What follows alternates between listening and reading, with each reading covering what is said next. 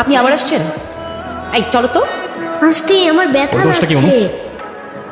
তুমি আমার উপরে জেদ করে ওকে কেন কষ্ট দিচ্ছ? আমার মেয়ে, আমার যা খুশি তাই বলবো, আপনি বলার কি? আর কেনই বা আসছেন এখানে? কেউ না, আমি আর কখনো আসবো না।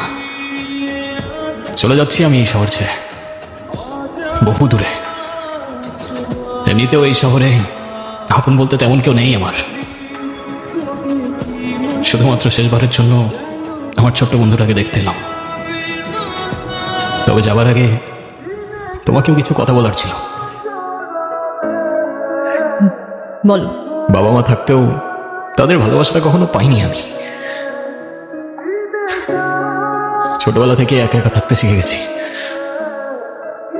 আমার মতো যারা আছে না, তারা নিজের কষ্টটা কখনো বলে বুঝাইতে পারে না, বা বলতে পারো বলার মানুষটাই থাকে না।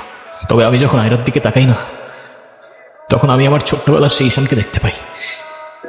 শুধুমাত্র এইটুকু বলতে চাই যে আমার জীবনের মতো অ্যাটলিস্ট ওর জীবনটা হতে দিও না।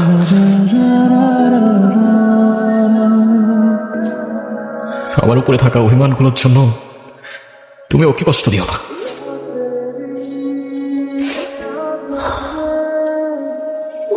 ভালো থেকো ছোট্ট বন্ধু, আর তুমিও ভালো থেকো। আসি। আমি ঈশানের কাছে যাবো, আমার হাত ছাড়ো।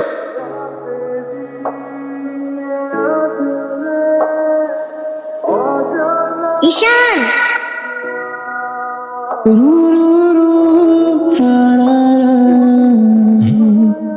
কি? ঈশান তুমি যেও না প্লিজ। যেতে তো হবেই, বলো। কেন যেতে হবে? প্লিজ থাকো না।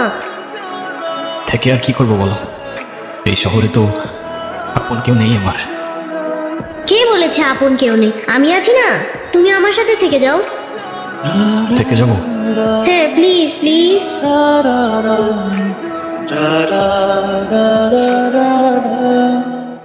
ওকে বন্ধু, থেকে গেলাম। সত্যি? সত্যি। Pinky promise? Pinky promise. Happy to you dear Ayra.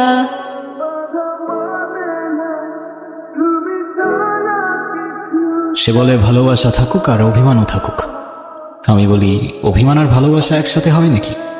সে বলে